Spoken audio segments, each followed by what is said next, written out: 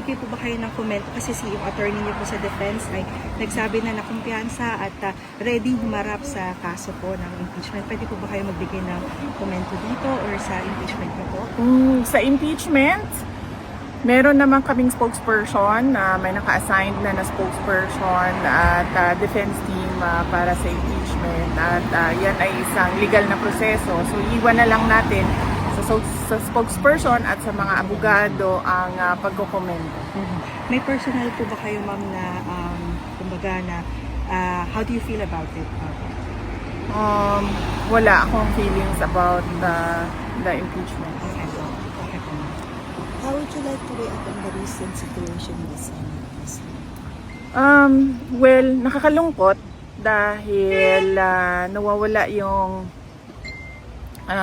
respeto ng mga ibang ahensya ng gobyerno sa independence ng ating Senado. At nakakahiya dahil meron tayong mga kababayan, lalong-lalo na ang administrasyon, na hindi nakakaintindi kung anong ibig sabihin ng soberanya o sovereignty ng isang bansa.